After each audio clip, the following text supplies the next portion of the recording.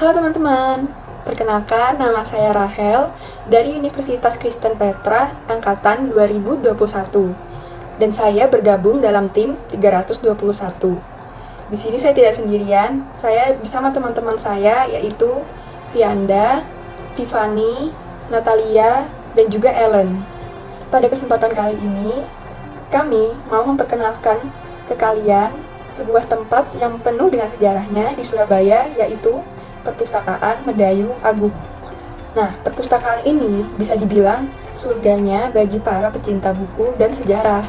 Salah satu buku yang terkenal yaitu buku berisi foto tempel lukisan dan patung yang langsung diberikan oleh Bapak Insinyur Soekarno.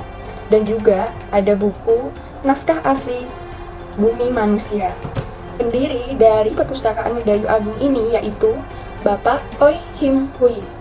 Nah, beliau yang dulunya merupakan seorang wartawan mendapat buku-bukunya dari koleksi kakeknya dan juga ada yang dia peroleh dari hadiah tokoh-tokoh penting. Tempat ini dibangun pada tanggal 1 Desember 2001 dengan harapan untuk mencerdaskan kehidupan bangsa. Nah, alamatnya ada di Jalan Medayu Selatan, Gang 4, Rungkut, Surabaya, Jawa Timur. Selanjutnya yaitu biografi singkat tentang pendiri Perpustakaan Medayu Agung Surabaya, yaitu Bapak Oi Him Hui. Beliau lahir di Malang pada tanggal 26 November 1935. Beliau memiliki istri yang bernama Sri Widiati. Beliau pernah dipenjara di 6 tempat, yaitu yang pertama ada Kem Batu Malang, yang kedua Lembaga Permasyarakatan Lowok Waru Malang, yang ketiga ada Rumah Tahanan Militer Koblen Surabaya, yang keempat ada Lembaga Permasyarakatan Kalisosok Surabaya, yang kelima ada Lembaga Permasyarakatan Nusa Kambangan, dan yang terakhir ada Pulau Buru. Ibu beliau bernama Dela Kasnyo. Ibu beliau adalah peranakan Tionghoa Jawa yang sudah beberapa generasi tinggal di kaki Gunung Merbabu, Magelang. Ayah beliau bernama Oi Tiong Han yang lahir di Hokkien dan kemudian merantau ke Jawa. Hui memutuskan menjadi warga negara Indonesia atas pilihannya sendiri. Kelak negara yang dia pilih itu justru membawanya ke penjara. Karena ayahnya adalah warga negara asing, meskipun lahir dan besar di Indonesia, Hui mengikuti kewarganegaraan ayahnya. Hingga muncul aturan baru pada tahun 50-an bahwa warga keturunan Tionghoa harus memilih untuk menjadi warga negara Indonesia atau warga negara Tiongkok. Awalnya, Hui sempat ingin tetap mempertahankan kewarganegaraan tanah leluhurnya. Namun, kecintaannya pada Indonesia akhirnya menang, dan dia resmi memilih menjadi warga negara Indonesia. Dalam memoarnya, Dari Pulau Buru sampai Medayu Agung, Oi Him Hui menulis bahwa dia memilih warga negara Indonesia karena berarti ikut membantu kemajuan Indonesia dan sosialisme yang kami banggakan. Untuk mencapai tujuan itu, Hui aktif berorganisasi di Baperki. Baperki adalah Badan Permusyawaratan Kewarganegaraan Indonesia. Selanjutnya, yang kedua perjalanan hidupnya itu mewawancarai Presiden Soekarno. Sejak kecil, Hui yang suka membaca dan selalu ingin tahu, beliau bercita-cita menjadi seorang wartawan. Pada tahun 1965, dia diterima bekerja di koran Trompet Masyarakat di Malang. Ini adalah koran yang didirikan oleh warga negara keturunan Tionghoa. Pekerjaannya sebagai wartawan pula yang membawanya bertemu dengan tokoh-tokoh sejarah masa itu, termasuk Presiden pertama Indonesia yaitu Soekarno. Dalam beberapa kali pertemuan, Hui mewawancarai Soekarno tentang berbagai hal, termasuk soal manifesto politik. Tulisannya pun dimuat di Trompet Masyarakat. Tulisan-tulisan itu dan koran Trompet Masyarakat itu sempat dia kumpulkan. Perjalanan hidup beliau yang ketiga yaitu beliau dituduh PKI. Pagi hari tanggal 1 Oktober, Hui pertama kali mendengar tentang pembunuhan para jenderal yang terjadi di Jakarta. Dia belum tahu kejadian itu akan mengubah hidupnya. Kurang dari sebulan kemudian, Hui pun ditahan. Tuduhan pertama karena beliau PKI, padahal tidak. Namun beliau sadar bahwa pergerakannya di Badan Permusyawaratan Kewarganegaraan Indonesia adalah salah satu penyebab beliau ditangkap.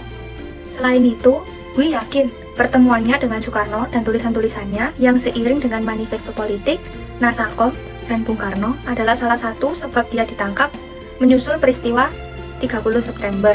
Setelah dia ditangkap, koleksi bukunya pun dijarah dan dibakar. Meski ditahan tanpa pengadilan, selama penahanan itu, Hui masih berasa beruntung. Dalam memoarnya, Hui menceritakan bahwa selama ditahan, dia sering mendapat perlakuan rasis. Namun beberapa waktu setelah Percakapan tersebut, Wi dikirim untuk menjadi tahanan di Pulau Buru. Perjalanan hidup yang keempat yaitu membantu Pramodya di Buru. Di Pulau Buru, itulah dia bertemu dengan Pramodya Ananta Thor, sastrawan penulis buku Tetralogi Buru. Saat itu, Wi sudah mengenal sosok Pramodya karena sering datang meliputi ceramah-ceramah yang diadakan oleh Pram. Saat itu, Pramodya yang semula dilarang menulis, sudah diizinkan untuk menulis lagi di bawah pengawasan dan sensor yang sangat ketat. Wi bertugas menjadi pembawa pesan untuk meminta masukan kepada tapol lain soal hal-hal yang sedang ditulis Pram. Tugas Wi yang lain terjadi ketika datang kabar bahwa dia akan dibebaskan. Agar tidak ketahuan naskah Pram yang ditulisnya, beliau sembunyikan dalam gulungan baju kotor lalu dimasukkan ke dalam besek. Perjalanan hidup beliau yang terakhir yaitu perpustakaan Medayu Agung. Setelah bebas dari penjara, Wi kembali menekuni hobinya membaca dan membuat clipping. Meski bebas, ruang geraknya terasa terbatas karena dia merasa terus dimata-matai, bahkan di tingkat RT dan RW. Lalu beliau bekerja di perusahaan haji Masa Agung hingga pensiun dan memutuskan untuk membuat perpustakaan umum di Surabaya, bernama Perpustakaan Medayu Agung. Wi pernah mendapatkan penghargaan Museum Rektor Indonesia sebagai kolektor surat kabar terlengkap sejak awal terbit. Di perpustakaan ini, dia menyimpan naskah-naskah Pramodya yang sempat dia selundupkan keluar Pulau Buru. Setelah kita tahu bahwa Wi merupakan seorang wartawan di masa mudanya, maka tidak mengherankan jika beliau memiliki banyak sekali buku, koran, majalah, dan dokumen-dokumen. Pada tahun 1978, setelah beliau terbebaskan dari tahanan Pulau Buru, beliau dihubungi oleh Haji Mas Agung, seorang Tionghoa Muslim, pendiri dari toko buku Burung Agung dan juga pengelola dokumentasi dan perpustakaan. Haji Mas Agung mengajak beliau untuk bekerja di toko buku dan juga perpustakaan Sari Agung. Dari pekerjaannya bersama Mas Agung inilah akhirnya membuat Wi mengenal dan juga mempelajari bagaimana cara mengelola perpustakaan. Pada tahun 1992, Haji Mas Agung meninggal dan akhirnya Wi mengambil pensiun. Dan dengan bermodalkan pengalaman mengelola perpustakaan Sari Agung, Wi dengan hati-hati memindahkan buku-buku dan juga dokumen-dokumen yang masih ada di Kota Malang ke Kota Surabaya.